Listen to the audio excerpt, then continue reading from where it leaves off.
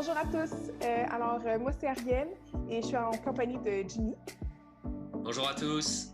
Donc, on est super heureux de pouvoir vous recevoir encore une fois pour cette 6e capsule qui porte sur quels vêtements est-ce qu'on revêt dans la louange. Puis d'ailleurs, pour accompagner cette thématique, on a le verset dans Ésaïe 61:3 qui dit ceci: « Et d'apporter à ceux qui dans Sion sont endeuillés la splendeur au lieu de la cendre, pour mettre sur leur tête l'huile de l'allégresse au lieu du deuil, et pour les vêtir d'habits de louange au lieu d'un esprit abattu, afin qu'on les appelle les chaînes de justice, la plantation de l'Éternel, qui manifeste sa splendeur. » Alors, je sais que Jimmy, c'est un sujet qui te porte, qui te tient à cœur, donc j'aimerais beaucoup que tu puisses partager ton segment aujourd'hui. Oui, en tout cas, je suis très heureux d'être avec vous encore aujourd'hui et avec toi, Ariel, pour partager ce sujet qui me tient vraiment à cœur. J'aimerais vous partager d'abord un témoignage. Donc, quand j'étais petit, en fait, quand j'allais à l'école, tout ça, j'avais des habits. Et souvent, comme je jouais beaucoup au foot, tout ça, je revenais avec des habits qui étaient troués. Et malheureusement, ça ne plaisait pas forcément à ma mère qui était obligée en fait de recoudre ses habits et de venir en fait déposer des petites pièces sur ses habits comme avec des motifs. C'était une expérience assez, des fois, difficile à vivre parce que souvent, quand les pantalons, quand les habits n'étaient pas recousus à temps, j'allais à l'école des fois et j'avais un trou dans le pantalon, tout ça. Du coup, c'était assez malaisant par rapport aux autres camarades. Mais bon, ça a été aussi aujourd'hui, c'est quelque chose que je peux me servir pour vous en parler.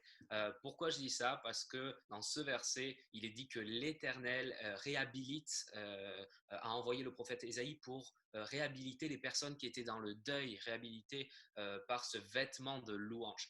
Et en fait, je veux faire le pont avec ce témoignage et ce que Ésaïe dit pour dire que souvent peut-être que quand nous sommes dans la louange, en fait, nous transportons ce vieux vêtement troué, en fait, et nous sommes, que ce soit dans une situation de deuil, dans une situation de souffrance, et nous sommes vraiment comme déchirés dans notre cœur. Mais je veux dire aujourd'hui que vraiment l'Éternel a prévu un vêtement de louange, un vêtement d'adoration, un vêtement, un habit de lumière en fait pour chacun de ses enfants, et que l'Éternel veut par son Saint-Esprit constamment nous réhabiliter par ce vêtement et pas que nous gardions ces habits troués. Je veux aussi dire que ce qui est fort, et c'est cette révélation du Père, comme quoi Dieu nous voit, nous a pensé en fait avec ce vêtement-là et ne nous a pas pensé avec un vêtement troué. Il nous a vus avec un vêtement troué dans la condition humaine que nous étions avant de lui appartenir, mais avant notre naissance, il nous avait déjà pensé à ce que nous serions après lui avoir dit oui, en fait, après lui avoir dit Seigneur, viens dans notre vie. Il nous a vus et il nous voit même, toi et moi et tous qui nous écoutent, dans ce que nous serons après, c'est-à-dire au ciel avec ce vêtement, ce nouveau vêtement, cette bague au doigt et ce pourquoi il nous a créés. Donc, je veux vraiment encourager chaque personne qui nous écoute à vous dire aujourd'hui, Dieu veut nous revêtir d'un nouveau vêtement dans la louange, que ce soit dans une restauration d'identité, dans une restauration de maturité, dans un nouvel état de cœur. Tu sais, parfois, on arrive dans la louange, l'adoration, je ne parle pas forcément à l'église, mais dans nos temps personnels où on va être là pour louer, on va être là pour adorer, et en fait, on n'est pas capable. Combien de fois j'ai pas été capable en fait de juste pouvoir dire Seigneur, je veux juste t'adorer, te louer. Combien de fois j'ai pas été capable, et c'était des situations très pesantes sur mon cœur. Mais je veux croire qu'au travers de ce verset, Dieu nous montre vraiment qu'il nous réhabilite, et c'est vraiment le mot que je veux prononcer et qui vient résumer vraiment ce verset pour moi et pour chacun d'entre nous. Je trouve ça tellement beau et encourageant, qu'est-ce que tu dis, parce qu'effectivement, ça me fait penser dans Apocalypse 3, 4, 5, qui dit « Cependant, tu as à Sardes un petit nombre de personnes qui n'ont point souillé leurs vêtements et qui marcheront avec moi en vêtements blancs parce qu'elles en sont dignes. Celui qui vaincra sera ainsi revêtu de vêtements blancs et je n'effacerai point son nom du livre de la vie et je confesserai son nom devant mon Père et devant ses anges. » Puis quand tu parles de vêtements louange, ça a cette connotation un peu spirituelle, de ce vêtement spirituel. Puis ça revient à ce que tu dis par rapport à la grâce, que en fait, ce nouveau vêtement que Dieu nous revêt, c'est ce vêtement de justice. C'est ce nouveau vêtement de sainteté. Puis moi, ça me fait penser à un témoignage quand j'étais dans la présence de Dieu. Euh, Dieu, littéralement, j'ai vu un voile blanc se déposer sur moi. Puis je demandais à Dieu, mais c'est quoi ce voile blanc? Puis il m'a dit, c'est un voile de pureté. Donc, Dieu avait un nouveau vêtement pour moi dans cette circonstance particulière où vraiment il m'a revêtu de ce vêtement de pureté. Puis, comme tu dis, souvent, on peut rentrer dans la présence de Dieu avec des vêtements, un vêtement que ce soit de stress ou d'anxiété, de dépression, mais Dieu a quelque chose de nouveau pour nous. Une des capacités de Dieu, c'est de transformer quelque chose qui est moins bon en quelque chose de glorieux. Puis je pense que c'est exactement ce que ce nouveau vêtement il fait. Alors qu'on vient avec lui, alors qu'on vient dans sa présence de façon authentique, peu importe l'état dans lequel on se présente devant Dieu, il a quelque chose de nouveau, quelque chose de bon, quelque chose de pur, de saint et de juste pour chacun de nous.